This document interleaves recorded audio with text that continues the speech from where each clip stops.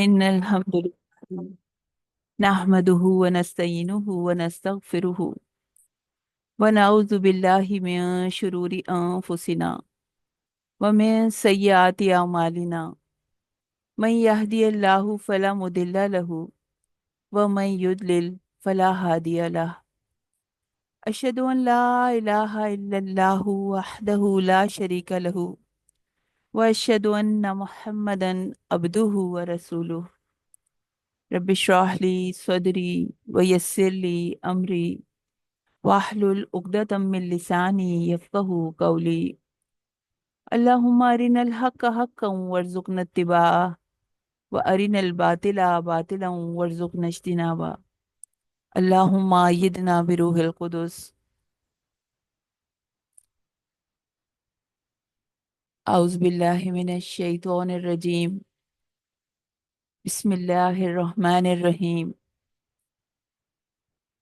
یہ کلام اللہ کا اعجاز ہے کہ اس کتاب کا ایک ایک حرف، ایک ایک آیت، ایک ایک ڈاٹ، ایک ایک حرکت کاؤنٹڈ ہے. اس کے تمام مضامین محفوظ ہیں. ایک لفظ کلام میں کتنی بار آیا، کہاں کہاں آیا، یہ کاؤنٹڈ ہے. اس کو پڑھنے کے قواعد بھی محفوظ ہیں، الفاظ بھی محفوظ ہیں، اور اس کی تفسیر بھی محفوظ ہے. اور یہ بھی محفوظ ہے کہ ایک شخص نے اپنی گزرتی زندگی میں ایک ایک لفظ کو کتنی بار پڑھا، کب کب پڑھا، کس کس جگہ پڑھا، اس پر کتنا تدبر کیا، کتنی بار عمل کی کوشش کی، کتنا وقت اس کے ساتھ گزارا. اور یہ ساری کیلکولیشن قیامت میں ہر شخص کے ہاتھ میں پکڑا دی جائیں گی، اور وہ ان کو لے کے یا تو بہت شرمندہ ہوگا یا بے حد خوش ہوگا. تو اللہ کرے کہ قرآن کے ساتھ گزارا ہوا یہ وقت ہم سب کے لیے اللہ کی رضا پا جانے کا باعث بن جائے، اور ہمیں اس وحشت کے وقت میں خوش کر دے، پرسکون کر دے، اور ہمارے لیے ذریعہ نجات بن جائے. چوتھے پارے کا آغاز کریں گے. لن تنالو فورتھ پارے کا نام ہے. قرآن کریم کی تیسری صورت سورہ آل عمران کی آیت 92 سے لے کے سورہ نساء کی ابتدائی 23 آیات پر یہ مشتمل ہے. یہ پارہ کل 132 آیات پر مشتمل ہے اور اس کے 14 رکوع ہیں. شروع کرتے ہیں. شروع میں ہی نیکی کے بلند ترین درجے تک پہنچنے کے لیے رہنمائی کی جا رہی ہے. لن تنالوا البر حتی تنفقوا مما تحبون. اللہ تعالیٰ فرما رہے ہیں تم ہرگز نیکی کے بلند درجے کو نہیں پہنچ سکتے، نیکی میں کمال کو حاصل نہیں کر سکتے، رضا الہی کو نہیں پہنچ سکتے، اللہ کی رحمت کو نہیں پا سکتے جب تک کہ اس میں سے نہ خرچ کرو جو تمہیں محبوب ہے. یعنی احبو تحبون لفظ یوز کیا گیا، جو چیز بہت عزیز ہے. البر کی بات کی جا رہی ہے. البر کا راستہ اللہ کے قرب کی طرف جاتا ہے. لا محبوب الا اللہ، اللہ کی محبت کو پانا ہے. اگر اللہ کی محبت کو پانا ہے تو دنیا کی محبت کو ذرا کم کرنا پڑے گا. اللہ کی رضا تک پہنچنا ہے تو اس کے لیے اپنی محبوب ترین چیزوں میں سے کسی چیز کو خرچ کرنا ہے. سب کے سب کو نہیں، کچھ کو. تو نیکی کا کامل درجہ، انسان کم درجے کی چیز بھی خرچ کر سکتا ہے جو اس کو اتنی پسند نہیں ہے، وہ چیز بھی خرچ کر سکتا ہے. ہو سکتا ہے وہ آپ کے کام کی نہ ہو لیکن کسی دوسرے کے لیے بہت کام کی ہو.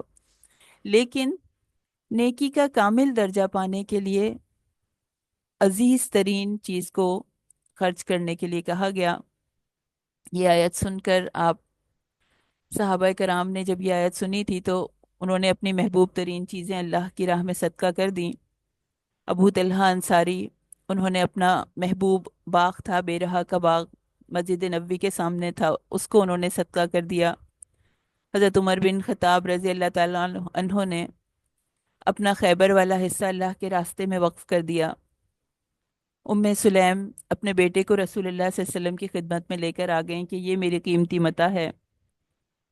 زید بن حارثہ اپنا قیمتی گھوڑا لے کر گئے۔ تو صحابہ کرام نے جب یہ آیت سنی تو ان کا ریئیکشن اللہ نے ہمیشہ ہمیشہ کے لیے محفوظ کر دیا، اور ہم میں سے جو بھی نیکی کا بلند درجہ پانے کی خواہش رکھتا ہے، ہم نے بھی یہ آیت سنی ہے اور ہمارا رسپانس بھی محفوظ کیا جائے گا۔ اللہ تعالیٰ نے ہم سے اتنی بڑی قربانی نہیں مانگی، بس اتنا کہ جو چیزیں تمہیں محبوب ہیں ان میں سے کچھ خرچ کرو۔ تو جب یہ آیت نازل ہوئی تو ذرا سوچئے کہ ہمارا کیا ریئیکشن ہوتا ہے۔ کہیں ایسا تو نہیں ہے کہ انسان یہ سوچے کہ اچھا سوچتے ہیں، دیکھتے ہیں، ذرا مشورہ بھی کرتے ہیں اس میں کیا چیز آئے گی کیا چیز نہیں آئے گی، اور ابھی تو بالکل صحیح سے سمجھ میں نہیں آ رہا کہ کیا چیز خرچ کروں، اور ابھی اس سے اللہ تعالیٰ کیا چاہ رہے ہیں، کس چیز کی طرف اشارہ کر رہے ہیں، اور کتنی کرنی ہے، اور اگر میں قرآن جو ہے وہ 10 دفعہ پڑھوں گی تو کیا 10 دفعہ خرچ کروں گی، یا یہ کہ پتہ نہیں کچھ کلیئر نہیں ہو رہا کہ جو ہے وہ کیا کریں، خرچ کریں نہیں کریں، اور آج کل تو ڈھونڈو بھی تو بھئی ضرورت مند نہیں ملتے ہیں، تو سمجھ نہیں آ رہا دوں بھی تو کس کو دوں۔ یہ جو ہے یہ کس کا رویہ ہے؟ یہ آپ کو یاد آ رہا ہے کسی کا رویہ؟ کہ بنی اسرائیل کا رویہ تھا ایسا کہ اس چیز پہ جو اللہ تعالیٰ نے کوئی حکم دیا تو اس پہ 1000 سوال کرنا۔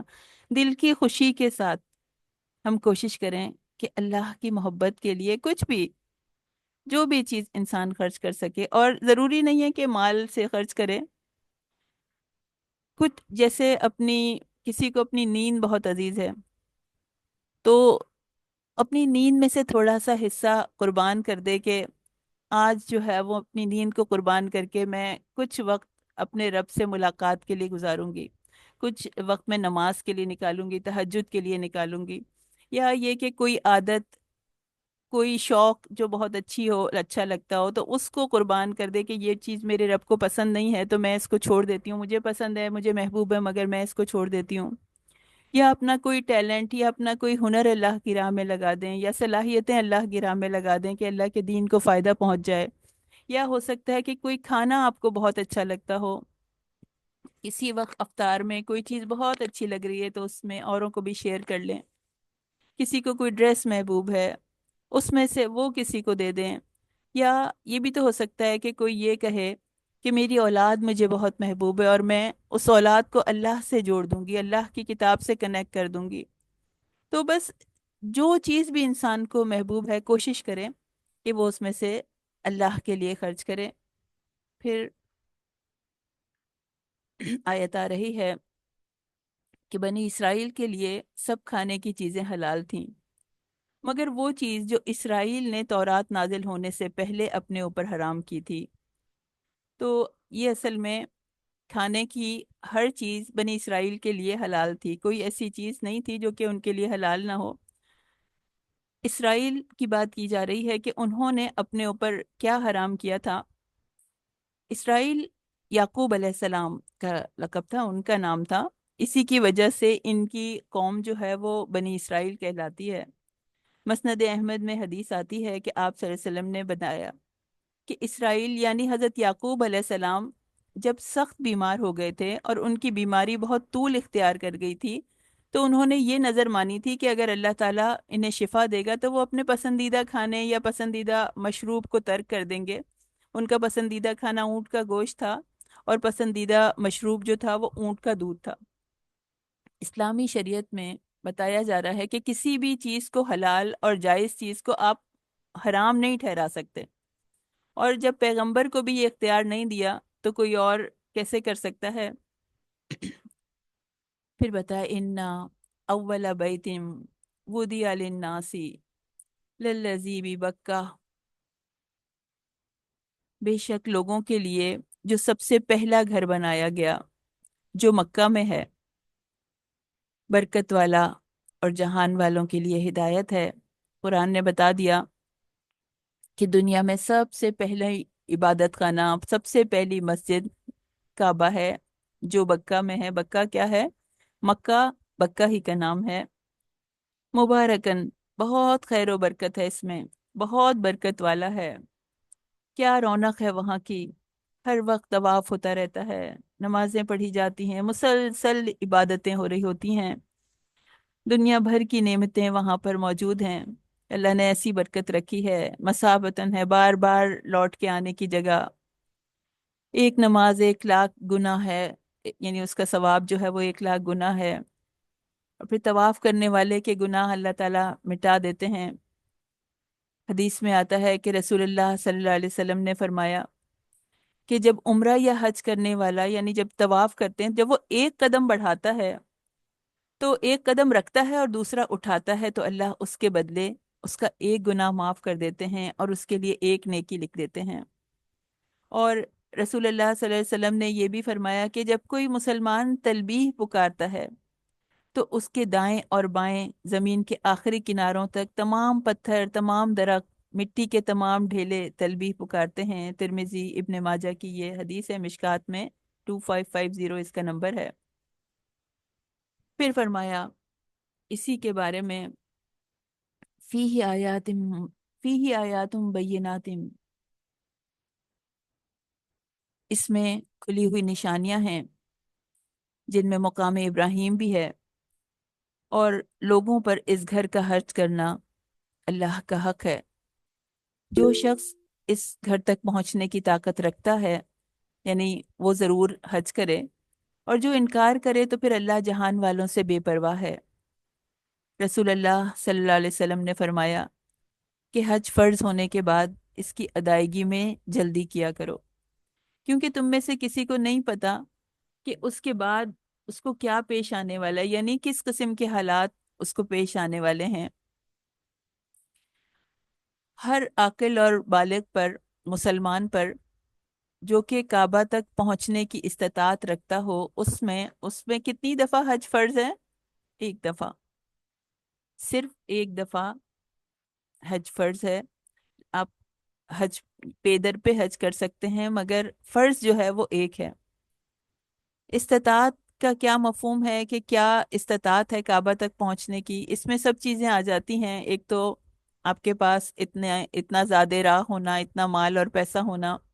दूसरे, रास्ते का पुरअमन होना, कि ऐसे हालात नहीं हो कि जान जाने का खतरा हो। और औरत के लिए महरम का साथ होना भी ज़रूरी है। फिर अगर माली इस्तात ना हो, अगर माली इस्तात है और जिस्मानी इस्तात नहीं है, ताकत नहीं है, बीमारी है, तकलीफ है, तो फिर ऐसा भी हो सकता है कि इंसान किसी दूसरे को अपनी जगह पे हज के लिए भेज दे। हदीस में आता है, इब्ने मसूद रजी अल्लाह ताला अन्हु बयान करते हैं, तिरमिजी की हदीस है कि रसूलुल्लाह सल्लल्लाहु अलैहि वसल्लम ने फरमाया कि हज और उम्रा पे दर पे किया करो, यानी एक के बाद दूसरा, क्योंकि वो फकर और गुनाहों को इस तरह ख़त्म कर देते हैं जिस तरह भट्टी लोहे लोहे को यानी क्लीन कर देती है, और सोने और चांदी से मैल दूर कर देती है। और हज मकबूल की जजा तो सिर्फ जन्नत है। फिर फरमाया, फ़कई फ़तक फुरूना, और तुम कुफ्र कैसे कर सकते हो? तुम तुतला अलैकुम आयातुल्लाह, हालांकि तुम पर अल्लाह की आयात पढ़ी जाती हैं। वफ़ीकुम रसूलुहु, और और तुम में उसका रसूल मौजूद है। और जो शख्स अल्लाह को मजबूती से पकड़ ले तो यकीनन इसे सीधे रास्ते की तरफ हिदायत दी गई। इस आयत का मुखातिब तो सहाबा कराम हैं, लेकिन नसीहत का ताल्लुक तमाम मुसलमानों से है। आज हमारे दरमियान रसूलुल्लाह सल्लल्लाहु अलैहि वसल्लम मौजूद नहीं हैं, मगर अल्लाह की किताब और आप सल्लल्लाहु अलैहि वसल्लम की सुन्नत मौजूद है, जिन पर अमल करके मौजूदा दौर के तमाम फितनों से निपटा जा सकता है। कह रहे, कई तक फरूना, तुम कैसे कुफ्र कर सकते हो कि अगर तुम पर ये आयत पढ़ी जाती हो तो तुम कैसे कुफ्र कर सकते हो, क्योंकि ये कुरान गाइड करता है। ये कुरान जिंदगी के हर मामले में रहनुमाई करता है।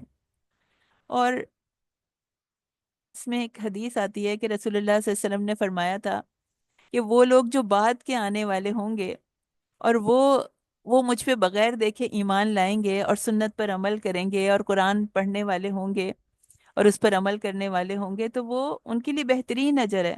صحابہ نے نبی کریم صلی اللہ علیہ وسلم سے پوچھا تھا کہ یا رسول اللہ، کیا ہم سے بھی کوئی بہتر ہے؟ ہم آپ کے ساتھ اسلام لائے، آپ کے ساتھ جہاد کیا، تو آپ نے فرمایا ہاں، وہ لوگ جو تمہارے بعد ہوں گے، جو تمہارے بعد آئیں گے، وہ مجھ پر ایمان لائیں گے حالانکہ انہوں نے مجھے دیکھا نہیں ہوگا۔ مسند احمد کی حدیث ہے، یہ صحیح حدیث ہے۔ پھر فرمایا یا یا ایھا الذین آمنو، اے لوگو جو ایمان لائے ہو، اتقوا اللہ، اللہ کا تقوی اختیار کرو، اللہ سے ڈرو، حق کا تقاتے ہی، جیسا کہ حق ہے اس سے ڈرنے کا، جیسا کہ تقوی کا حق ہے۔ ولا تموتن، اور مت تم مرنا، الا وانتم مسلمون، کہ جب تک کہ تم مسلمان نہ ہو، یعنی مرنا تو مسلمان ہی مرنا۔ عبداللہ بن مسعود رضی اللہ تعالی عنہ نے اس آیت کی تفسیر یوں کی کہ اللہ کی اطاعت کی جائے، نافرمانی نہ کی جائے، اسے یاد رکھا جائے، بھلایا نہ جائے، اس کا شکر ادا کیا جائے، اس کی ناشکری نہ کی جائے۔ مستدرک حاکم کی حدیث ہے، 323 اس کا نمبر ہے۔ پھر کہا جا رہا ہے ولا تموتن، اور تم مت مرنا، یعنی جب تک تم مسلمان نہ ہو، جب تک تم اللہ کے فرما بردار نہ ہو، تب تک تم مرنا نہیں۔ تو کیا ایسا ہو سکتا ہے کہ کوئی انسان مرنے سے رک جائے، اپنی موت کو روک لے؟ موت اور زندگی تو انسان کے ہاتھ میں ہی نہیں ہے، کوئی نہیں روک سکتا۔ تو پھر کیا کرنا ہے؟ ابھی اور اسی وقت سے کوشش کرنی ہے، ابھی اور اسی وقت سے اپنے آپ کو بدلنے کی، عمل کرنے کی کوشش کرنی ہے۔ اگلا لمحہ موت کا ہو سکتا ہے۔ پھر ایک بہت اہم بات کی سمجھائی جا رہی ہے، وَاعْتَصِمُوا بِحَبْلِ اللَّهِ، سب مل کر اللہ کی رسی کو مضبوطی سے تھام لو، مضبوطی سے پکڑ لو، ولا تفرقو، اور تفرقے میں مت پڑو، اور اللہ کا احسان یاد کرو اپنے اوپر، جبکہ تم آپس میں دشمن تھے، پھر تمہارے دلوں میں اللہ تعالیٰ نے الفت ڈال دی اور تم اس کے فضل سے بھائی بھائی ہو گئے۔ تو سب مل کر اللہ کی رسی کو مضبوطی سے پکڑ لو۔ پہلے بھی ایسا تھا کہ ایک دوسرے کے خون کے پیاسے تھے اور اللہ تعالیٰ نے دلوں میں محبت ڈال دی، اور اب پھر ایسا ہے کہ مسلمان مسلمان کے خون کا پیاسا ہو گیا ہے، آپس میں اتنے اختلافات ہیں، اتنے تفرقے ہیں۔ اللہ تعالیٰ کہہ رہے ہیں کہ سب مل کر اللہ کی رسی کو مضبوطی سے پکڑ لو، جدا جدا نہیں ہونا، مل کر پکڑ لو، یعنی اللہ کی رسی سے مراد قرآن ہے، کہ اس قرآن پہ سب کے سب جمع ہو جاؤ۔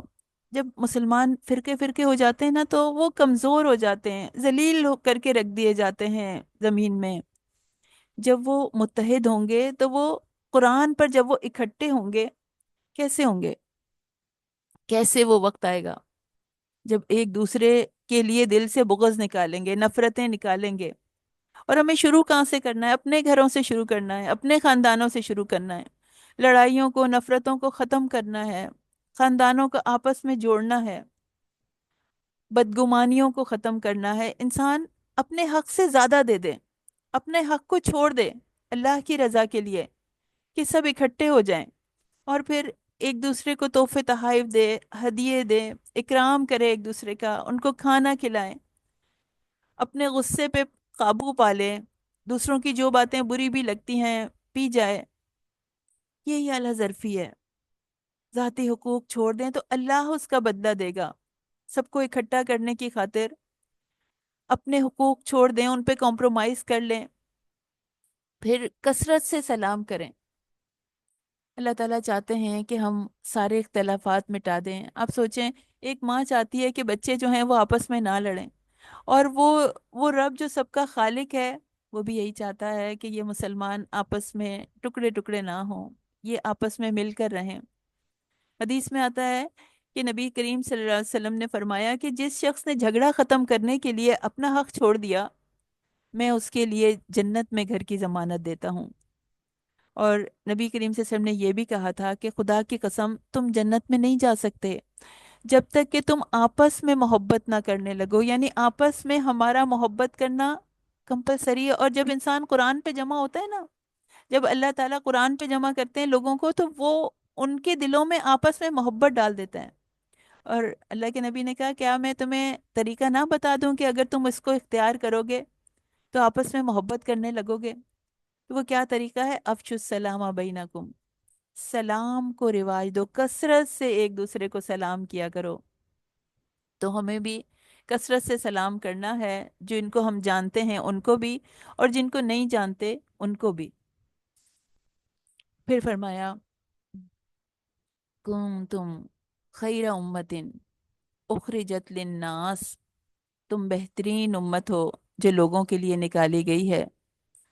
تأمرون بالمعروف، تم اچھائی کا حکم دیتے ہو، معروف کا حکم دیتے ہو۔ وتنہون عن المنکر، اور منکر سے سے روکتے ہو، برائیوں سے روکتے ہو۔ رسول اللہ صلی اللہ علیہ وسلم نے فرمایا تھا کہ تم میں سے جو شخص کوئی برائی دیکھے وہ اسے اپنے ہاتھ سے بدل دے، پھر اگر اس کی طاقت نہ رکھے تو اپنی زبان سے بدل دے۔ یعنی سب سے پہلے اپنے ہاتھ سے برائی کو روک دے، اگر اس کی طاقت نہیں ہے تو پھر اپنی زبان سے روکنے کی کوشش کرے، اور اگر اس کی بھی طاقت نہیں ہے تو کم از کم اپنے دل میں اسے برا سمجھے، اور یہ ایمان کا کمزور ترین درجہ ہے۔ مسلم کی حدیث ہے۔ تو خیرہ امتن کہا گیا، بہترین امت، کہ لوگوں کو فائدہ پہنچانے والی۔ اور حضرت عمر رضی اللہ تعالیٰ عنہ جب یہ آیت پڑھتے تھے تو وہ کہتے تھے کہ جس کو یہ پسند ہے کہ وہ اس امت میں بہترین ہو تو اسے اللہ کی شرط پوری کرنی ہوگی۔ وہ شرط کیا ہے؟ کہ تم معروف کا حکم دو اور برائیوں سے روکو، اور اللہ پر حقیقی ایمان لے آؤ۔ تو اس کے لیے سوچنا ہوگا کہ کس طرح سے ہم بہترین امت بننے میں اپنا حصہ ڈالیں، کیونکہ نیکی کا حکم دینا تو آسان ہے مگر بدی سے روکنا بہت مشکل ہے۔ اور حدیث میں آتا ہے، حضرت حذیفہ رضی اللہ تعالیٰ عنہ فرماتے ہیں کہ تم بھلائی کا حکم دیتے رہو، برائی سے روکتے رہو، لوگوں کو نیکی پر ابھارتے رہو، ورنہ اللہ تم سب کو عذاب سے تباہ کر دے گا، یا تمہارے برے لوگوں کو تم پر حکمران بنا دے گا، اور تمہارے نیک لوگ دعائیں کرتے رہیں گے اور تمہاری دعائیں قبول نہ ہوں گی۔ پھر تذکرہ آ رہا ہے غزوہ بدر کا، غزوہ احد کی بات ہو رہی ہے۔ پہلے غزوہ بدر جب ختم ہوئی تھی، اس سورہ میں غزوہ بدر کا بھی تذکرہ آیا اور غزوہ احد کا بھی تذکرہ آیا۔ اسلام کی سب سے پہلی جنگ غزوہ بدر ہے۔ یہاں پر اس آیت میں غزوہ احد کا تذکرہ ہے۔ غزوہ احد 3 ہجری میں ہوئی۔ اس کا ذکر 55 آیات پر مشتمل ہے اس سورہ میں۔ غزوہ بدر میں ذلت آمیز شکست ہوئی مشرکین کو، تو انہوں نے دوبارہ مدینہ پر حملہ آور ہونے کا منصوبہ بنایا۔ 3,000 کا مسلح لشکر ساتھ لیا اور احد پر آ کر یہ ٹھہر گئے۔ آپ صلی اللہ علیہ وسلم 1,000 ساتھیوں کو لے کر نکلے، تو عبداللہ بن ابی جو کہ منافقین کا سردار تھا، اس نے مسلمانوں کو دھوکہ دیا اور اپنے 300 ساتھیوں کو ساتھ لے کر واپس لوٹ آیا۔ پھر نبی کریم صلی اللہ علیہ وسلم 700 صحابہ کو لے کر آگے بڑھے، اور احد کے قریب وادی میں مختلف ٹھکانوں پر مقرر کیا، جس کا کہ اس آیت میں تذکرہ کیا جا رہا ہے کہ مومنوں کو وہ مختلف ٹھکانوں پہ مقرر کر رہے تھے نبی کریم صلی اللہ علیہ وسلم۔ اور ایک جانب ٹیلے پر 50 تیر اندازوں کا دستہ متعین کیا گیا۔ تو آپ صلی اللہ علیہ وسلم نے انہیں حکم دیا کہ کسی بھی صورت اس جگہ کو نہیں چھوڑنا جب تک کہ میں تمہیں پیغام نہ بھجوا دوں۔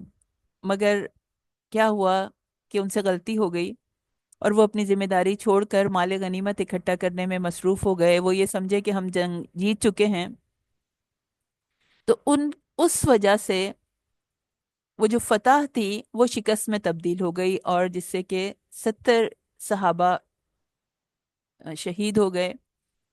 غزوہ احد میں بہت سے اسباق ہیں کہ زندگی میں ہمیشہ جیت نہیں ہوتی، زندگی میں ہار بھی آتی ہے، اور کس طرح پھر دوبارہ سے انسان کو اپنی ہمت جمع کرنی پڑتی ہے کہ جب ہار آتی ہے کس طرح سے اپنے غم کو کنٹرول کرنا پڑتا ہے، کس طرح اپنے آپ کو سنبھالنا پڑتا ہے، پھر لیڈر کو کیسے فالو کیا جائے گا، پھر صبر اور تقوی اختیار کرنا ہے۔ کیونکہ تقوی ہی سے ہی انسان بلند ہوتا ہے۔ پھر رسول کی اطاعت کی اہمیت بتائی جا رہی ہے۔ انہوں نے رسول اللہ صلی اللہ علیہ وسلم کی ایک چھوٹی سی بات کو چھوڑا تھا جس کو وہ اتنا اہم نہیں سمجھ رہے تھے، وہ یہ سمجھے، اور وہ انہوں نے جان بوجھ کر ایسا نہیں کیا تھا، بلکہ انہوں نے یہ سوچا تھا کہ اب وہ حکم ویلڈ نہیں ہے۔ تو معمولی سی اطاعت کا بھی چھوڑنا، نبی کریم صلی اللہ علیہ وسلم کی معمولی سی اطاعت بھی چھوڑی تو کیا ہوا؟ فتح شکست میں بدل گئی۔ تو آج بھی اگر ہم نبی کریم صلی اللہ علیہ وسلم کی معمولی اطاعت کو بھی چھوڑیں گے، معمولی سے مطلب ایک چھوٹی سے چھوٹی چیز کو بھی چھوڑیں گے، تو ہو سکتا ہے کہ ہماری کوئی کامیابی شکست میں بدل جائے، ناکامی میں بدل جائے۔ تو نبی کریم صلی اللہ علیہ وسلم کا ہر حکم بہت امپورٹنٹ ہے، ہر سنت بہت امپورٹنٹ ہے۔ ہم یہ کہہ کر کسی سنت کو نہیں چھوڑ سکتے کہ یہ سنت ہی تو ہے۔ تو کچھ پریکٹیکل ٹارگیٹس ہمارے کیا ہیں، ہم انہیں ریوائز کر لیتے ہیں کہ اللہ سے محبت کے دعوے کو سچ کرنے کے لیے ہمیں اپنی محبوب ترین چیزوں کو اللہ کی راہ میں خرچ کرنا ہے، اس میں سے کچھ کو۔ پھر یہ کہ پکا ارادہ کر لیں، اگر جس نے حج نہیں کیا اس کو کم از کم زندگی میں ایک مرتبہ لازمی حج کرنا ہے انشاءاللہ۔ اور اللہ کی رسی یعنی قرآن مجید پر جمع ہونا ہے، گھروں سے، خاندانوں سے نفرتوں کو ختم کرنا ہے، جھگڑوں کو ختم کرنا ہے، پھر کثرت سے سلام کرنا ہے، اجنبی لوگوں کو بھی سلام کرنا ہے، اور ہمیں اپنا ٹارگٹ ڈیفائن کرنا ہے کہ ہمیں بہترین امت بننا ہے، امر بالمعروف و نہی عن المنکر کرنے والوں میں شامل ہونا ہے۔ پھر کسی سنت کو ہلکا نہیں سمجھنا، اپنی زندگی کو سنت کے مطابق گزارنے کی کوشش کرنی ہے، اور جو بھی آزمائشیں آئیں ان میں صبر اور تقوی کے ذریعے سے ان سے نبٹنا ہے۔ وساریو وساریو الی مغفرت من ربکم، اور دوڑو، جلدی کرو، الی مغفرت من ربکم، اپنے رب کی بخشش کی طرف دوڑو، و جنت ارضها السماوات والارض، اور جنت جس کا عرض زمین اور آسمان ہے، اعدت للمتقین، جو متقین کے لیے تیار کی گئی ہے۔ تو اعمال صالح کی جلدی کرنے کے لیے کہا جا رہا ہے۔ رسول اللہ صلی اللہ علیہ وسلم نے فرمایا، نیک اعمال سر انجام دینے میں جلدی کرو، ایسے فتنوں کے آنے سے پہلے پہلے جو اندھیری رات کے مختلف ٹکڑوں کی طرح ایک کے بعد ایک نمودار ہوں گے، اور صبح کو آدمی مومن ہوگا اور شام کو کافر ہوگا، اور شام کو مومن ہوگا اور صبح کو کافر ہوگا۔ وہ اپنے دین کو دنیا کے معمولی سامان کے عوض بیچ ڈالے گا۔ مسلم کی حدیث ہے۔ بہت سخت وقت آنے والا ہے، اس کے آنے سے پہلے ہم سب سے کہا جا رہا ہے کہ جلدی کرو، سرعت دکھاؤ، ایک دوسرے سے آگے نکل جاؤ، اللہ سے بخشش چاہنے میں۔ قرآن سے جڑ جاؤ گے تب پتہ چلے گا، جب انسان قرآن سے جڑتا ہے، جب انسان کنیکٹ ہو جاتا ہے مستقل بنیادوں پر، صرف رمضان کے لیے نہیں، تمام مہینوں کے لیے جب قرآن سے کنیکٹ ہو جاتا ہے، تو قرآن گائیڈ کرتا ہے، قرآن بتاتا ہے کہ کن باتوں پر اللہ تعالیٰ مغفرت فرمائیں گے، کن باتوں پر اللہ تعالیٰ درجات بلند کریں گے، کن باتوں پر جنت کا انعام حاصل ہوگا۔ جنت وہ ہے جس کا عرض اتنا بڑا ہے، زمین اور آسمان کے برابر ہے، یعنی عرض، کپڑے میں جو عرض ہوتا ہے وہ چھوٹا ہوتا ہے، تو جنت کا عرض اتنا بڑا ہے جتنے زمین اور آسمان ہے، یعنی کتنی بڑی جنت ہوگی۔ پھر فرمایا الذین ينفقون فی السراء والضراء، اور وہ لوگ جو جو خوشحالی میں بھی خرچ کرتے ہیں اور بدحالی میں بھی، یعنی خوشی اور تکلیف دونوں میں خرچ کرنے والے ہیں۔ والکاظمین الغیظ، اور غصہ ضبط کرنے والے ہیں۔ والعافین عن الناس، اور اور لوگوں کو معاف کرنے والے ہیں۔ ان کے بارے میں کہا جا رہا ہے کہ اللہ نیکی کرنے والوں کو دوست رکھتا ہے۔ تو اب کچھ ایسے لوگوں کا تذکرہ آ رہا ہے جو اللہ کی محبت کے خواہش مند ہیں، جنت میں جانے والے متقین، اللہ کی محبت کو پانے والے محسنین کی صفات بیان کی جا رہی ہیں، جو عمل کے میدان میں آگے آگے ہیں۔ युनफिकूना फिस्सर्राई वद्दर्राई। खुशी में, खुशहाली में खर्च करना आसान होता है, लेकिन बदहाली में भी खर्च करने के लिए कहा गया। यानी खुशहाली की मस्ती ना हो, जब उस वक्त जब खुशहाली की इंसान मस्ती में हो या तकलीफ की सख्ती में हो, तो इंसान के हवास ही ऐसे गुम हो जाते हैं कि वो भूल जाता है, अल्लाह ही को भूल जाता है। तो सदका हर हाल में हर एक पर लाजिम है, जैसी भी कंडीशन हो उसमें सदका निकाला जाए, ताकि माल की मोहब्बत कम हो, देने का मिजाज बनाया जा रहा है।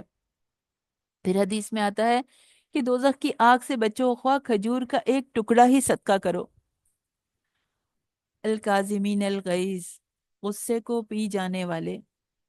यानी ये नहीं कहा जा रहा कि उनको गुस्सा नहीं आता होगा, कहा जा रहा है गुस्सा तो आता होगा उन्हें, मगर वो उसको पी जाते हैं। हदीस में आता है, इसा इजा गदब अहदकुम फल, तुम में से जिसे गुस्सा आए तो वो खामोश हो जाए। और ये भी हदीस में आता है कि नबी करीम सल्लल्लाहु अलैहि वसल्लम ने फरमाया कि क़यामत के रोज़ अल्लाह की तरफ से मनादी होगी कि जिस शख्स का अल्लाह पर कोई हक है वो खड़ा हो जाए। तो उस वक्त सिर्फ वो लोग खड़े होंगे जिन्होंने लोगों को माफ़ किया होगा, जो लोगों को कसरत से माफ़ करने वाले होंगे। तो अल्लाह ताला हमें उन लोगों में शामिल कर दे कि हम लोगों को माफ़ करने वाले हों, अफ़्व दरगुजर करने वाले हों। जब हम दूसरों को माफ़ करेंगे तो उसके बदले अल्लाह ताला हमें माफ़ फरमा देगा। फिर फरमाया, वल्लदीना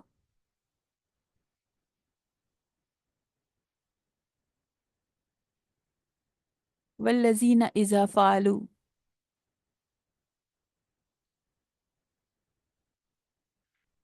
वल वल्लजीना इज़ा फ़ालू फ़ाहिशतन, और वो लोग जब खुल्लम खुला कोई गुनाह कर बैठें, औ ज़लमु अनफुसहुम, या अपने ऊपर कोई जुल्म कर बैठें, तो क्या करते हैं वो, क्या तरीका होता है उनका, ज़करुल्लाह, अल्लाह का जिक्र करने वाले होते हैं, अल्लाह को कसरत से याद करने वाले होते हैं। फस्तगफिरू लिज़ुनूबिहिम, और अपने गुनाहों पे बख्शिश मांगते हैं, अल्लाह से इस्तगफार करते हैं अपने गुनाहों पर। वमन यगफिर जुनूब इल्लल्लाह, इतनी प्यारी आयत है। और कौन बख्शेगा, और कौन मगफिरत करेगा, गुनाहों को कौन माफ कर देगा सिवाय अल्लाह के। अल्लाह के सिवा कोई ऐसा नहीं कर सकता। वलम यसिरु अला मा फालू, और वो अपने अपने गुनाहों पर इसरार नहीं करते, अपने किए पर अड़े नहीं रहते। वहुम यालमून, और वो जानते हैं। दो एमाल का जिक्र किया जा रहा है कि कसरत से अल्लाह का जिक्र, गुनाह हो जाए और जो हो चुके हमें नहीं पता हमसे कितने गुनाह हो चुके हैं, तो कसरत से अल्लाह का जिक्र किया जाए और तौबा की जाए, इस्तगफार किया जाए। गलतियों पर इसरार नहीं किया जाए, क्योंकि वो लोग गलतियों पर इसरार नहीं करते, जस्टिफाई नहीं करते रहते कि नहीं मेरा नहीं कसूर था, फलां का कसूर था। एतराफ़ कर लेते हैं अल्लाह के आगे, एतराफ़ कर लेते हैं और माफ़ी मांग लेते हैं। फाहिशतन एक बड़ी बुराई को कहते हैं जिसका असर अपनी ज़ात तक ना रहे बल्कि दूसरों तक भी पहुंचे। जैसे गीबत है, तानाजनी है, फहाशी है। तो जैसे ही गलती का एहसास हो जाए तो फौरन तौबा, फौरन पलट आए इंसान। फिर फरमाया, हाजा बयानुल लिन्नास, ये कुरान ये कुरान लोगों के लिए एक बयान है। वहुदन वहुदम व मोइज़तुल लिल मुत्तकीन, लेकिन अहले तकवा के लिए हिदायत और नसीहत है। यानी लोगों के लिए एक बयान है, लेकिन इससे हिदायत कौन हासिल करेगा, इससे नसीहत कौन हासिल करेगा, मुत्तकीन इससे नसीहत हासिल करेंगे। लोगों के लिए एक बयान है, सुना ख़त्म हो गया, रमज़ान में सवाब समझ के सुन लिया, लेकिन नसीहत कौन हासिल करेगा, असर किस पर होगा, जो कि तकवा वाला होगा। जिंदगी किसकी बदलेगी इन आयात से, जो तकवा हासिल करना चाहेगा। अम हसिबतुम तदखुलुल जन्ना, क्या तुमने गुमान कर लिया कि तुम जन्नत में ऐसे ही दाखिल हो जाओगे। वलम्मा यालमुल्लाहुल्लज़ीना जाहिदू, और तुम में से अभी अल्लाह ने जाना ही नहीं है कि तुम में से जिहाद करने वाले कौन से हैं। जिहाद एटमोस्ट कोशिश, बहुत बहुत ज्यादा कोशिश करने वाले कौन से हैं, जिहाद करने वाले कौन से हैं। वह यालमस साबिरीन, और ताकि अल्लाह सब्र करने वालों को भी जान ले। اللہ تعالیٰ تو ماضی حال مستقبل ہر چیز کو جانتا ہے، اس کو ہر زمانے میں اس ہر ہونے والے کام کا علم ہے۔ اللہ ہر ایک کی انٹینشن جانتا ہے، یہ بھی جانتا ہے کوئی کیا کرنے والا ہے، مستقبل میں کوئی کیا کرے گا۔ تو یہ کیوں کہا گیا کہ ابھی اللہ نے نہیں جانا؟ ایک چھوٹی سی مثال ہے، ادنا سی مثال ہے کہ ایک اچھا ٹیچر کلاس کے ہر اسٹوڈنٹ کو جانتا ہے کہ وہ کون پاس ہوگا اور کون فیل ہوگا، مگر اگر وہ امتحان لیے بغیر کسی کو پاس یا فیل کر دے، کہ اسے پتا تو ہے کہ کون پاس ہوگا کون فیل ہوگا، لیکن اگر امتحان نہیں لے رہا اور کسی کو پاس کر دیا کہ مجھے پتا ہے کہ یہ کون پاس ہوگا، تو کیا سب لوگ اسے کیا کہیں گے؟ کہیں گے کہ یہ یہ انصاف نہیں ہے، آپ نے فلانے کو کیوں فیل کر دیا؟ یعنی اگر عمل کا موقع نہیں دیا جائے گا تو قیامت کے دن تو ابو لہب اور ابو جہل بھی ایمان کے بڑے بڑے دعوے کرنے لگیں گے کہ ہم تو ایسا کرتے اور ہم ایسا کرتے۔ لیکن ابو لہب اور ابو بکر رضی اللہ تعالیٰ عنہ کے درجے میں فرق کیسے ہوگا؟ عمل سے۔ اللہ تعالیٰ آزمائشوں سے ثابت کرواتے ہیں، امتحان میں ڈالتے ہیں، تب پتہ چلتا ہے اعمال کا۔ آزمائش کے بغیر جنت کے مرتبے نہیں مل سکتے۔ ساری زندگی کی کوششوں کو دیکھا جائے گا، صبر کا وزن کیا جائے گا، اور جنت کا سودا تو بہت مہنگا ہے۔ ہم نے کیا سوچا ہے کہ زندگی انجوائے کرتے کرتے، فلمیں ڈرامے دیکھتے دیکھتے، یا بہت نیکی کا کام کیا تو فیس بک اور انسٹا پر جو ہے وہ اسلامک میسیجز بھیج دیے، تو اسی طرح بس ہم جنت کی وادیوں میں چلے جائیں گے؟ نہیں، اتنا آسان نہیں ہے، جنت اتنی آسانی سے ملنے والی چیز نہیں ہے۔ پھر فرمایا وما محمد الا رسول، محمد صلی اللہ علیہ وسلم تو صرف پیغمبر ہیں، اور ان سے پہلے بھی بہت سے پیغمبر گزرے ہیں، تو اگر یہ دنیا سے چلے جائیں یا مارے جائیں تو تم کیا الٹے پاؤں پھر جاؤ گے؟ اور جو الٹے پاؤں پھر جائے گا تو اللہ کا کچھ نقصان نہ کرے گا، اور ان قریب اللہ شکر گزاروں کو بہت اجر دے گا۔ جب نبی کریم صلی اللہ علیہ وسلم کی وفات ہوئی تو حضرت عائشہ سے روایت ہے کہ کہتی ہیں کہ ابو بکر صدیق رضی اللہ تعالیٰ عنہ اپنے گھر سے مسجد میں آ گئے تھے، انہوں نے لوگوں سے کوئی بات نہیں کی، رسول اللہ صلی اللہ علیہ وسلم کے پاس آئے۔ اس وقت آپ یمنی دھاری دار چادر سے ڈھانپا ہوا تھا آپ کو، انہوں نے آپ کے چہرے سے کپڑا ہٹایا، پھر آپ پر جھک کر آپ کو بوسہ دیا، پھر رو پڑے اور کہنے لگے میرے ماں باپ آپ پر قربان، اے اللہ کے نبی، اللہ آپ پر دو موتیں جمع نہیں کرے گا، جو موت آپ پر لکھی گئی وہ ہو چکی۔ بخاری کی روایت ہے یہ۔ ابو سلمہ کہتے ہیں کہ مجھے ابن عباس رضی اللہ تعالیٰ عنہ نے بتایا کہ ابو بکر رضی اللہ تعالیٰ عنہ نکلے، عمر رضی اللہ تعالیٰ عنہ لوگوں سے باتیں کر رہے تھے، تو ابو بکر نے کہا بیٹھ جاؤ، انہوں نے نہ مانا، پھر فرمایا بیٹھ جاؤ، وہ نہیں مانے اور تلوار نکال کے کھڑے ہو گئے کہ جو یہ کہے گا کہ نبی کریم صلی اللہ علیہ وسلم اس دنیا میں نہیں ہے، میں اس کا سر قلم کر دوں گا۔ تو ابو بکر رضی اللہ تعالیٰ عنہ نے خطبہ پڑھا، لوگ ان کی طرف متوجہ ہو گئے، انہوں نے کہا اما بعد، تم میں سے جو محمد صلی اللہ علیہ وسلم کی عبادت کرتا تھا تو وہ سن لے کہ بے شک محمد صلی اللہ علیہ وسلم فوت ہو چکے ہیں، اور جو اللہ کی عبادت کرتا تھا تو وہ سن لے کہ بے شک اللہ زندہ ہے، کبھی فوت نہیں ہوگا۔ اور یہ والی آیت جو ہے وہ مکمل تلاوت کی۔ تو ابن عباس رضی اللہ تعالیٰ عنہ فرماتے ہیں کہ اللہ کی قسم ایسا معلوم ہو رہا تھا کہ لوگوں نے یہ آیت سنی نہیں تھی، یہ آیت جیسے ابھی نازل ہوئی ہو۔ اور جب حضرت ابو بکر نے یہ آیت پڑھی تو جس کو دیکھو وہ یہ آیت پڑھ رہا تھا، اور حضرت عمر کہنے لگے کہ اللہ کی قسم جب میں نے ابو بکر رضی اللہ تعالیٰ عنہ سے یہ آیت سنی تو میں کھڑے کا کھڑا رہ گیا، اور میرے پاؤں مجھے اٹھا نہیں رہے تھے، یہاں تک کہ میں گر گیا۔ پھر کچھ غزوہ احد کی غلطیوں کے بارے میں بات ہو رہی ہے کہ اللہ تعالیٰ کی رحمت کے باعث آپ ان پر نرم دل ہیں، یعنی ان لوگوں پر جن سے جنگ احد میں غلطیاں ہوئی تھیں، لیکن آپ صلی اللہ علیہ وسلم نے ان سے بہت نرمی کا معاملہ کیا۔ تو اللہ تعالیٰ فرما رہے ہیں کہ آپ اللہ کی رحمت کے باعث نرم دل ہیں، اگر آپ بد زبان اور سخت دل ہوتے تو یہ سب کے سب آپ کے پاس سے چھٹ جاتے، تو آپ ان سے درگزر کریں اور ان کے لیے استغفار کریں اور کام میں ان سے مشورہ کیا کریں۔ یعنی نبی کریم صلی اللہ علیہ وسلم نے جن سے غلطی ہو گئی تھی، جن کی وجہ سے جنگ ہارنا پڑی مسلمانوں کو، اس میں ان کو کچھ بھی نہیں کہا اور ان سے بہت حسن اخلاق سے پیش آیا، تو اللہ تعالیٰ کہہ رہے ہیں کہ ان کو معاف کر دیجئے۔ نرمی بہت بڑی خوبی ہے، اللہ تعالیٰ کی بہت بڑی نعمت ہے، اور بد زبانی اور سخت دلی سے لوگ دور ہو جاتے ہیں۔ اور اللہ تعالیٰ ہمیں ایک لیڈر کی صفات بھی بتا رہے ہیں کہ سب سے نرمی سے کام کرنے والا ہو، نرمی سے جوڑنے والے ہوں، ان کی کمزوریوں کو بار بار، لوگوں کی کمزوریوں کو نہ دہرایا جائے، انہیں شرمندہ نہ کیا جائے، ان کی غلطیوں کو معاف کر دیا جائے، ان کو مشوروں میں شریک رکھا جائے۔ پھر فرمایا کل نفس ذائقۃ الموت، ہر جان موت کا مزہ چکھنے والی ہے، اور قیامت کے دن تم اپنے بدلے پورے پورے دیے جاؤ گے۔ ہر ایک کو جانا ہے، سارا مال و متاع، گھر، رشتے، سب کچھ چھوڑ کے جانا ہے۔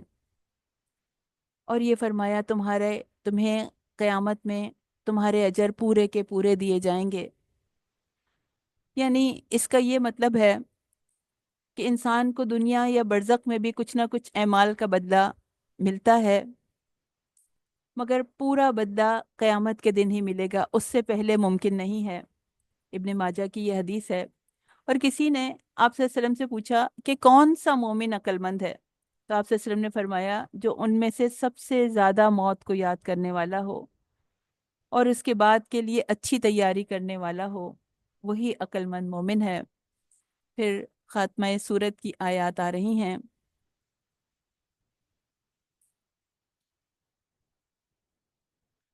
ان فی خلق السماوات والارض واختلاف اللیل والنہار لآیۃ لأولی الالباب، سورہ آل عمران کی آخری آیات جب یہ نازل ہوئی تو نبی کریم صلی اللہ علیہ وسلم اس قدر روئے کہ آپ کی داڑھی مبارک بھیگ گئی۔ آپ سے پوچھا گیا کہ آپ اتنا کیوں رو رہے ہیں؟ تو آپ نے فرمایا میں اللہ کا شکر گزار بندہ کیوں نہ بنوں، اس شکر میں کیوں نہ رہوں، جبکہ اللہ تعالیٰ نے آج کی شب مجھ پر یہ مبارک آیات نازل کی ہیں اور ان آیات کی تلاوت فرمائی۔ اور آپ نے فرمایا کہ ہلاکت ہے ان کے لیے جو ان آیات کو پڑھیں مگر ان پر غور نہ کریں۔ نبی کریم صلی اللہ علیہ وسلم جب اٹھتے تھے تو وضو سے پہلے ان آیات کو پڑھتے تھے، آسمان کو دیکھ کے۔ اور اس آیت سے آخری صورت کی آیات تک بڑی فضیلت ہے۔ نبی کریم صلی اللہ علیہ وسلم رات کو تہجد میں ان کی تلاوت کیا کرتے تھے۔ پھر فرمایا الذین الذین یذکرون اللہ قیاما وقعودا وعلی جنوبہم، جو لوگ اللہ کا ذکر کھڑے بیٹھے اور اپنی کروٹوں پر لیٹے ہوئے کرتے ہیں، اور آسمانوں اور زمین کی پیدائش پر غور و فکر کرتے ہیں، تو وہ کہتے ہیں اے ہمارے پروردگار، تو نے یہ بے فائدہ نہیں بنایا، یعنی یہ ساری کائنات اس کا مقصد ہے، یہ بے فائدہ نہیں ہے، یہ باطل نہیں ہے، اور تو پاک ہے، بس ہمیں آگ کے عذاب سے بچا لے۔ عقل والے کہا گیا ان کو جو اس کائنات پہ غور کرتے ہیں، جو زمین اور آسمان کی تخلیق پہ، کائنات کے اسرار و رموز پہ غور کرتے ہیں، چاند، سورج، بے شمار ستارے، پلینٹس، ان کی روٹیشن، چاند سورج کی منزلیں، طلوع اور غروب کیسے ہو رہے ہیں، حرارت کے قاعدے ضابطے، زمین، اس کے پہاڑ، سمندر، معدنیات، زمین کی کشش، اس کی ہوائیں، موسموں کا بدلنا، ان سب چیزوں پہ وہ غور کرنے والے ہیں۔ اور جب انسان ان پہ غور کرتا ہے تو اللہ تعالیٰ کی حکمت اسے نظر آتی ہے، اس کی کاریگری نظر آتی ہے اس کائنات میں، اور وہ انسان کو سجدے میں گرا دیتی ہے۔ تو یہ، لیکن ہوا کیا، اولی الالباب کے بجائے کون غور کرنے میں لگا ہوا ہے؟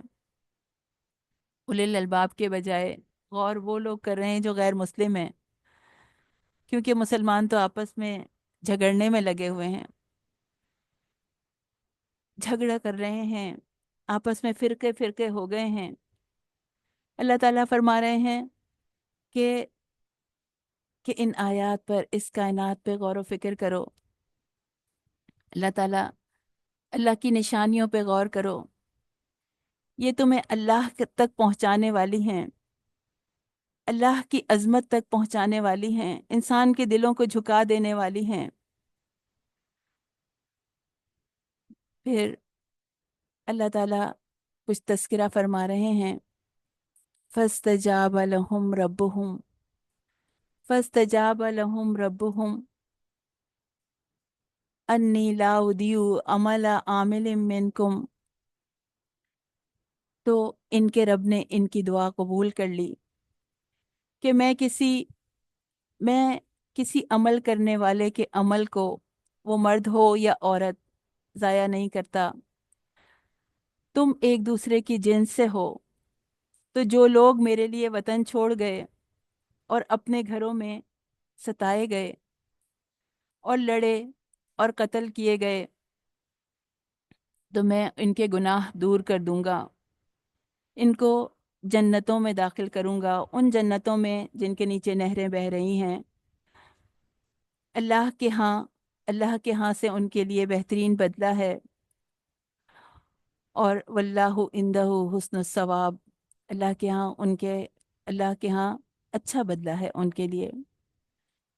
تو بات کی جا رہی ہے، اللہ تعالیٰ نے دعا قبول فرما دی، اور پھر بھی ذکر کیا کہ اللہ تعالیٰ کسی عامل کے عمل کو ضائع نہیں کرتا۔ اس میں مرد اور عورت کا کوئی فرق نہیں ہے، وہ کوئی الگ الگ مخلوق نہیں ہے۔ اللہ کے ہاں درجات میں مرد اور عورت جو ہیں وہ دونوں برابر ہیں۔ مرد اور عورت کی ذمہ داریوں اور صلاحیتوں میں فرق ہے۔ پھر فرمایا لا یغرنک تقلب الذین کفروا فی البلاد،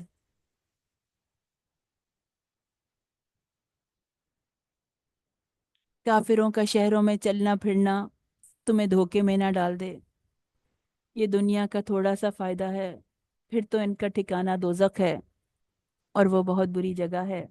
شہروں میں کفار کا، ان کے تجارتی کاروبار، ان کی خوشحالی، ان کے مال و دولت کی فراوانی دیکھ کر مسلمانوں کے دلوں میں کسی قسم کا حزن نہیں آنا چاہیے، حسرت نہیں آنا چاہیے، غم نہیں آنا چاہیے، نہ ہی ان کو کسی نا امیدی کا شکار ہونا چاہیے، کیونکہ یہ تو تھوڑی دیر کی متاع ہے، دنیا کا تھوڑا سا فائدہ ہے، اور پھر اس کے بعد تو ان کے لیے جہنم ہے۔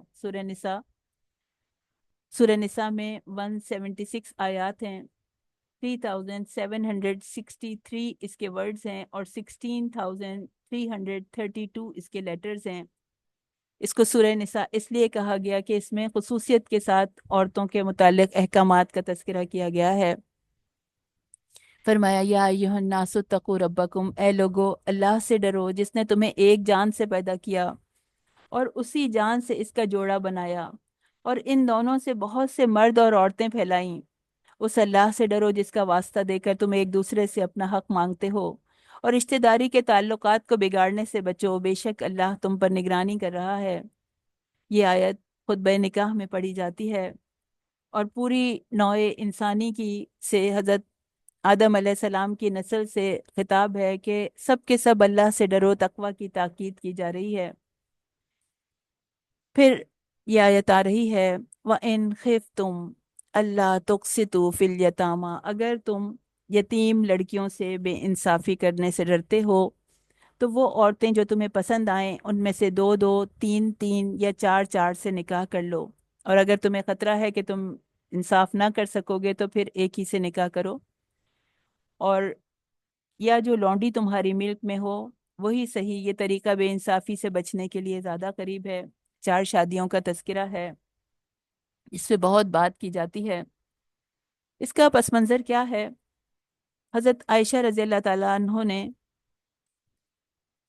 یعنی حضرت عائشہ کے بھانجے تھے عروہ بن زبیر رضی اللہ تعالیٰ عنہ، انہوں نے حضرت عائشہ سے اس آیت کا مطلب پوچھا، تو انہوں نے فرمایا کہ بھانجے، اس آیت کا مطلب یہ ہے کہ ایک یتیم لڑکی اپنے ولی کی پرورش میں ہو اور ترکے کی روح سے اس کی جائیداد میں ان کا حصہ ہو، اور ولی کو اس کا مال اور جمال پسند آئے مگر وہ اسے مہر دینے پر آمادہ نہ ہو، یعنی جتنا دوسرے لوگ دیتے ہیں، تو وہ اس سے نکاح نہ کرے۔ ہاں اگر اتنا ہی دے تو نکاح کر سکتا ہے، ورنہ دوسری عورتوں سے جو پسند ہوں نکاح کر لے۔ باپ کے فوت ہونے کے بعد جو ہے وہ بیوہ ماں پر بچیوں کی ذمہ داری پڑ جاتی ہے، تو اسلام نے یہ ذمہ داری چچا اور قریبی رشتہ داروں پر ڈالی، اور یتیم لڑکیوں کے ولی سے کہا جا رہا ہے کہ تم ان کی ماؤں سے بھی شادی کر سکتے ہو۔ ابن عباس رضی اللہ تعالیٰ عنہ کہتے ہیں کہ اس دور میں کیا ہوتا تھا، ایک ایک شخص 10 بیویاں کرتا تھا اور ان کے ساتھ ظلم و زیادتی کرتا تھا۔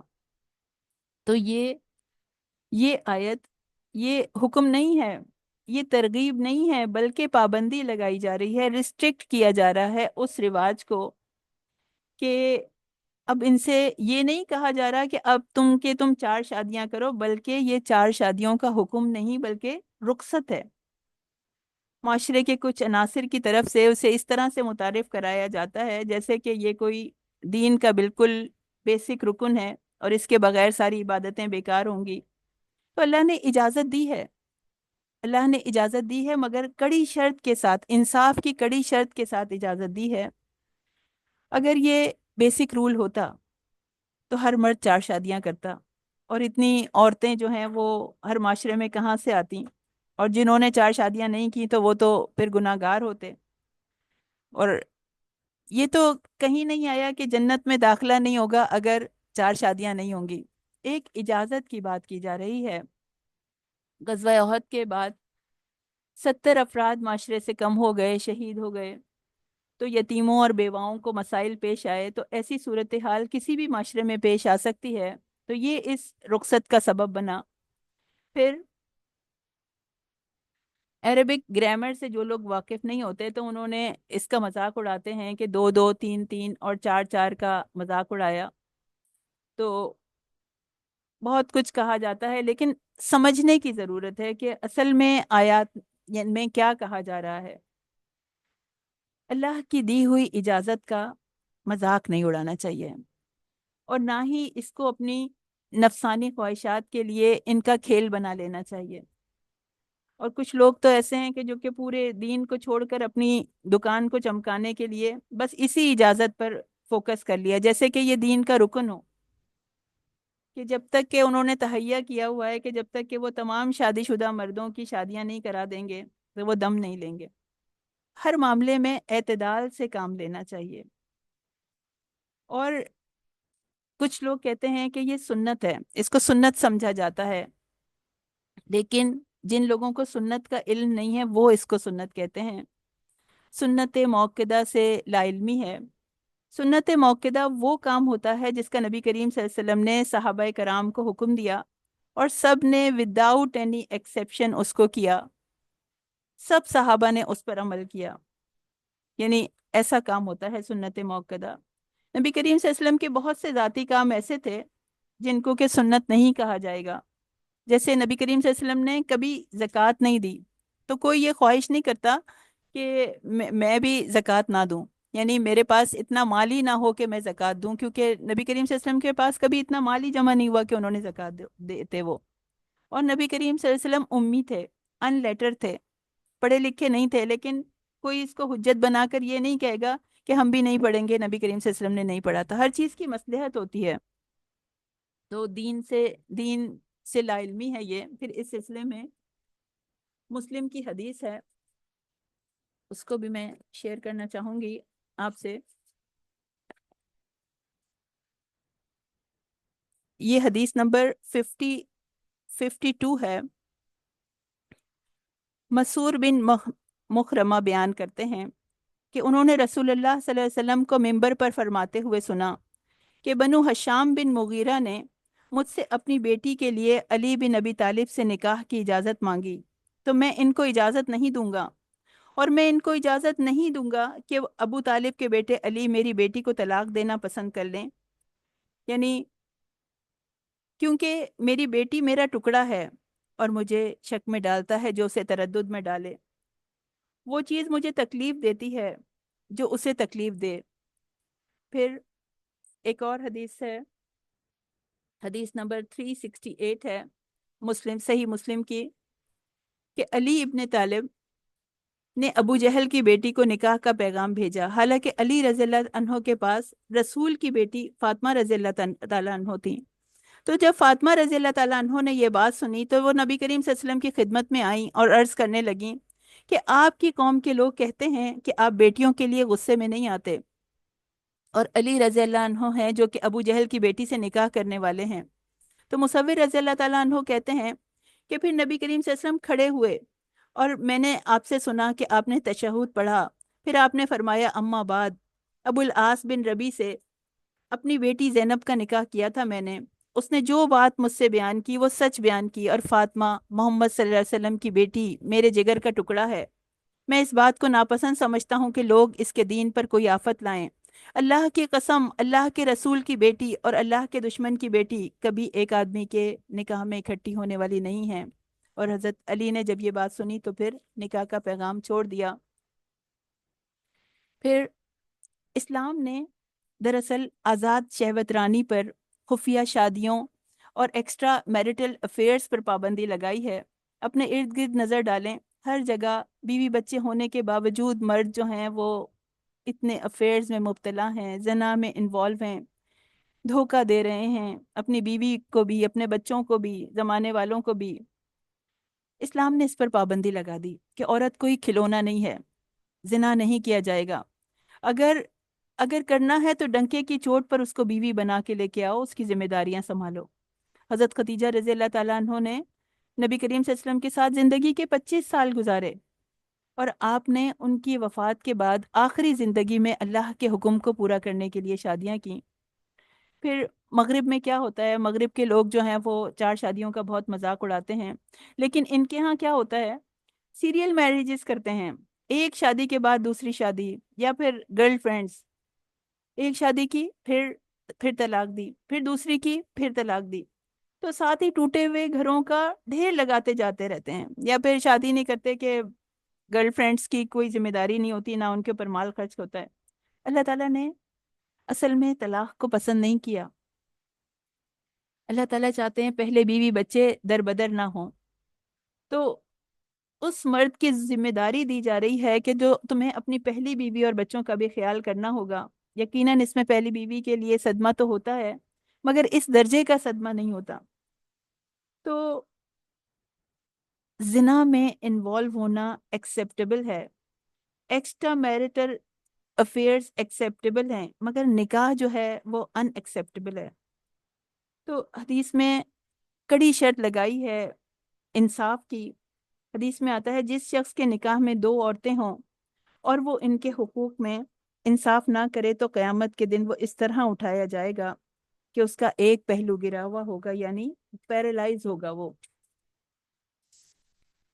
پھر فرمایا کچھ وراثت کے احکامات آ رہے ہیں، وارثوں کا تفصیلی حصوں کا کچھ بیان ہے۔ حدیث میں آتا ہے کہ اے لوگو، علم الفروض خود بھی سیکھو اور دوسروں کو بھی سکھاؤ، کیونکہ یہ آدھا علم ہے۔ اللہ کے نبی فرماتے ہیں، اللہ کے نبی نے اس آیت کی تفسیر میں بتایا کہ یوصیکم اللہ فی اولادکم، اس کی تفسیر میں بتایا یہ اصل میں بات کی جا رہی ہے اللہ تعالیٰ تمہاری اولاد کے حق میں تمہیں حکم دیتا ہے کہ ایک مرد کا حصہ 2 عورتوں کے برابر ہے۔ حافظ ابن کثیر رضی اللہ تعالیٰ عنہ کہتے ہیں کہ یہ دونوں آیات اور اس سورہ کی آخری آیت علم وراثت میں اصول کی حیثیت رکھتی ہے۔ یعنی جب اولاد میں لڑکے اور لڑکیاں دونوں موجود ہوں تو لڑکے کو لڑکی سے دگنا ملے گا، اور اس ڈبل حصے کی وجہ اس پہ عورتیں بہت ناراض ہوتی ہیں۔ اس پہ کوئی ناراضگی کی بات نہیں ہے، مرد پر اللہ تعالیٰ نے بڑی ذمہ داری ڈالی، بیٹے پہ ذمہ داریاں ہوتی ہیں، یعنی معاشی ذمہ داریاں بھی جو ہیں وہ اس پر ڈالی جاتی ہیں، گھر کی کفالت بھی اس کے ذمہ ہوتی ہے، والدین کی کفالت بھی اس کے ذمہ ہوتی ہے، مہر بھی بیوی کو وہ دیتا ہے، اور عورت کا نان نفقہ، اس کا خرچ بھی ہسبینڈ کے ذمہ ہوتا ہے۔ ہر کیس میں مرد کو دگنا نہیں ملے گا، یعنی ایسا نہیں ہے کہ ہر کیس میں مرد کو دگنا ملے، ایسا نہیں ہے۔ بیٹے کو بیٹی سے 2 بیٹیوں کا حصہ ایک بیٹے کے برابر ہے۔ اگر میت کی اولاد ہونے کی صورت میں ماں باپ دونوں میں سے ہر ایک کو کل ترکے کا 6واں حصہ ملے گا، یعنی دونوں کو، ماں باپ دونوں کو برابر ملے گا، مرد اور عورت دونوں کو برابر کا حصہ مل رہا ہے۔ اگر میت بے اولاد ہے اور اس کے ماں باپ زندہ نہ ہوں مگر ایک بھائی ایک بہن ہو تو دونوں میں سے ہر ایک کو 6واں حصہ ملے گا، تو اس میں بھی عورت اور مرد دونوں کو برابر مل رہا ہے۔ پھر وصیت کی کچھ بات کی جا رہی ہے کہ پہلے جو ہے وہ میت کے مال میں سے پہلے جو ہے وہ کفن دفن پہ صرف کیا جائے گا، پھر اس کا قرض ادا کیا جائے گا، پھر یعنی بس اگر اس کے اوپر زکوٰۃ اس کے ذمہ ہے تو وہ اس کے مال میں سے نکالی جائے گی، پھر مال کے 3/4 حصے سے وصیت پوری کی جائے گی۔ یعنی وصیت جو ہے وہ پورے کے پورے مال کی نہیں کی جا سکتی، بلکہ 1/3 حصے کی، مال کے 1/3 حصے کی وصیت کی جا سکتی ہے، اس سے زیادہ کی وصیت نہیں ہو سکتی۔ پھر کچھ اور احکام ہیں کہ عورتوں کے مہر خوش دلی سے دے دو، یتیموں کو آزماتے رہو یہاں تک کہ وہ بلوغت کو پہنچ جائیں تو ان کے مال ان کے سپرد کر دو۔ اللہ تعالیٰ نے وراثت کو حدود اللہ قرار دیا ہے، اور اس حکم کی اطاعت پر جنت، اور نافرمانی پر، حدود اللہ کی پامالی پر عذاب مہین کا وعدہ کیا ہے۔ اور یہ بھی بتایا گیا ہے اس صورت میں کہ موت کے وقت توبہ قبول نہیں ہوتی۔ اگر دوسری بیوی کا بھی تذکرہ کیا گیا ہے کہ اگر دوسری بیوی لانے کا ارادہ کرو تو پہلی بیوی سے کچھ بھی واپس نہ لو، چاہے تم اسے خزانہ بھی دے چکے ہو۔ ایسا نہیں ہو سکتا کہ کوئی آپ نے دوسری بیوی لانے کا ارادہ کیا تو سب کی سب چیزیں واپس لے لیں، جتنا سامان اس کو دیا تھا وہ واپس لے لیا۔ یہ طریقہ نہیں ہوتا مومنوں کا۔ اور سورہ کے آخر میں محرم رشتوں کی لسٹ بھی دی گئی ہے۔ وآخر دعوانا والحمد للہ رب العالمین۔ سبحان ربک رب العزت عما یصفون، وسلام علی المرسلین، والحمد للہ رب العالمین۔ ربنا تقبل منا انک انت السمیع العلیم، وتب علینا انک انت التواب الرحیم۔ السلام علیکم ورحمۃ اللہ وبرکاتہ۔